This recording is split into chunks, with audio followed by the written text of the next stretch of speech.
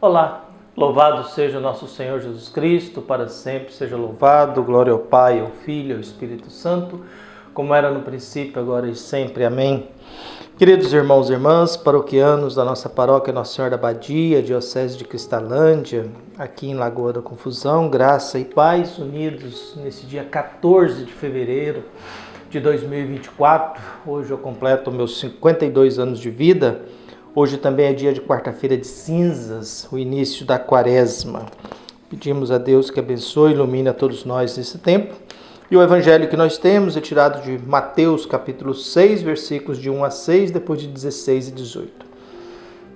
O Senhor esteja convosco, Ele está no meio de nós. Proclamação do evangelho de Jesus Cristo segundo Mateus. Glória a vós, Senhor.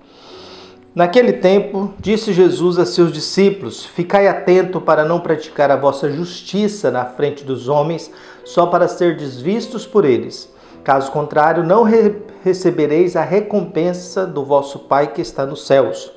Por isso, quando deres esmola, não toque a trombeta diante de ti, como fazem os hipócritas nas sinagogas e nas ruas, para serem elogiados pelos homens.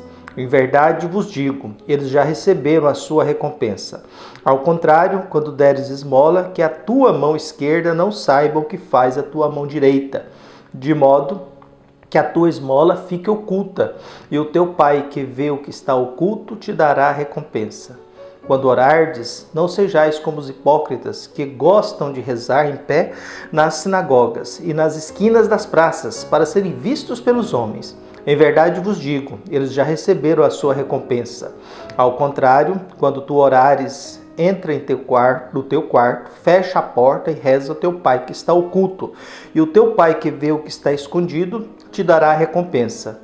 Quando jejuardes, não fiqueis com o rosto triste, como os hipócritas. Eles já desfiguram o rosto, para que os homens vejam que estão jejuando. Em verdade vos digo, eles já receberam a sua recompensa. Tu, porém, quando jejuares, perfuma a cabeça e lava o rosto, para que os homens não vejam que tu estás jejuando, mas somente teu Pai que está oculto. E o teu Pai que vê o que está escondido te dará a recompensa. Palavra da salvação. Glória a vós, Senhor.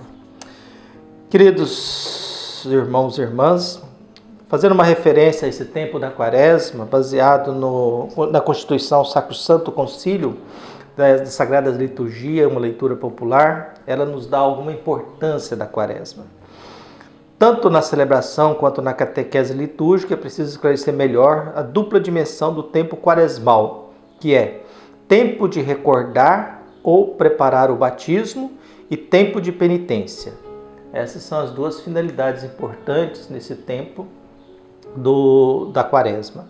Tempo de recordar ou preparar o batismo, tempo de penitência. Por isso, essas duas finalidades sejam incentivadas, viu? E de modo especial, ouvir com mais frequência a palavra de Deus, dedicar-se à oração, preparando-se assim para a celebração do mistério da Páscoa. Por isso, sejam utilizados mais abundantemente os elementos batismais próprios da liturgia quaresmal. De acordo com as circunstâncias, resgatem-se elementos da tradição mais antiga. A mesma coisa se faça com relação aos elementos penitenciais. A esse respeito, que a catequese conscientize os fiéis, tanto sobre as consequências sociais do pecado, quanto sobre a essência da penitência, que detesta o pecado como ofensa a Deus. Na ação penitencial, não se omita as partes da igreja, que se deixe de insistir na oração pelos pecadores. Depois nós temos as práticas penitencial da quaresma. A penitência quaresmal não seja apenas interna e individual, mas também externa e social. E acomode-se às possibilidades do nosso tempo e de cada região, bem como as condições dos fiéis, de acordo com o que a autoridade eclesiástica estabelece. Sacrosanto Concílio, número 22. Seja sagrado o jejum pascal a ser observado na sexta-feira da paixão e morte do Senhor, podendo oportunamente se estender também até ao sábado santo, para que se chegue com o coração livre e aberto às alegrias do domingo da ressurreição. Então nós iniciamos esse tempo, nós temos a campanha da fraternidade desse ano de 2024, fraternidade e amizade social. Vós sois todos irmãos e irmãs, uma oportunidade boa para a gente pensar nessas realidades e ainda mais nesse mundo polarizado, dividido, esse mundo extremista, com manifestações radicais, perigosas no nosso mundo, em que nós perdemos a capacidade de dialogar, perdemos a capacidade de ouvir, perdemos a capacidade de escutar o outro, de respeitar o outro e entramos em sempre situações de confronto, que é diferente de conflito. Parece que uma esquerda quer eliminar a direita quer eliminar a esquerda e aí a gente não perde a capacidade de encontrar um termo em comum em paz. Viu? A oração da campanha da fraternidade desse ano nos diz: Deus Pai, vós criastes todos os seres humanos com a mesma dignidade. Vós os resgatastes pela vida, morte e ressurreição do vosso Filho Jesus Cristo e os tornastes filhos e filhas, santificados no Espírito. Ajudai-nos nesta quaresma a compreender o valor da amizade social e a viver a beleza da fraternidade humana, abertas a todos, para além dos nossos gostos, afetos e preferências, num caminho de verdade, penitência e conversão.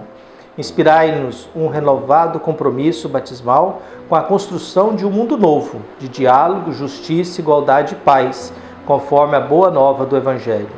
Ensinai-nos a construir uma sociedade solidária, sem exclusão, indiferença, violência e guerras. E que Maria, vossa serva e nossa mãe, nos eduque para fazermos vossa santa vontade. Amém.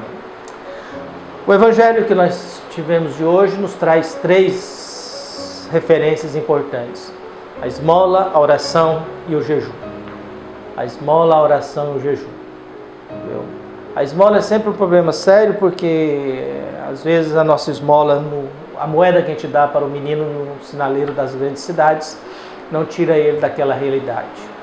Então a gente às vezes tem que repensar se as esmolas que a gente dá realmente ajudam ou não as pessoas do lado. A oração é algo que precisamos aprender, porque perdemos um pouco a dimensão da oração e a disciplina de oração. E o jejum é algo também que precisa encontrar um sentido. Por isso é muito interessante as 3 referências que Jesus diz, e a orientação é sempre o mesmo. Não use dessa prática de caridade, oração e esmola para aparecer diante dos homens. E a referência é sempre os fariseus. Os fariseus, quando iam fazer uma esmola, trocavam trombeta. A oração, eles amarravam palavras no corpo para mostrar que estavam rezando. Viu? E o jejum fazia o cara feia para dizer que estavam jejuando. Então essas 3 práticas eram importantes na época. Você tinha que ajudar o próximo, você tinha que estabelecer uma vida de oração e você tinha que fazer jejum. As 3 se referem a coisas importantes da vida. A caridade ou esmola é algo que você faz para com o próximo. Você oferece a alguém que é menor do que você, que precisa mais do que você e que você pode ajudar.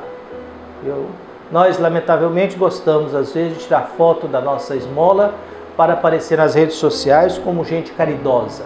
Quer dizer, nem a doação é de graça, né? A gente expõe a pobreza do outro, a gente expõe a humilhação do outro, a gente expõe o pé descalço do outro, a sujeira do outro, e eu do lado dando uma de caridoso e apresentando isso para a população. A oração é a minha relação com Deus. E eu aproveitando o meu diálogo com Deus para aparecer. E o jejum é a minha relação comigo mesmo. O jejum é uma prática na qual eu determino e aprendo que eu posso ser muito dependente de algo, mas que eu consigo viver sem fazer aquilo. Eu posso ser dependente de uma comida, mas eu consigo viver sem aquela comida. Eu posso ser dependente de um vício, mas eu consigo viver sem aquele. Por isso cabe a cada um de nós pedir a Deus que abençoe e ilumine a todos nós, nos fortaleça na fé e que a gente possa, nesse tempo da quaresma, na campanha da fraternidade, criar mais amizade social, menos inimizades, menos destruir os outros e ter um pouco mais de paz, esperança, saúde e alegria. Um abraço e até mais.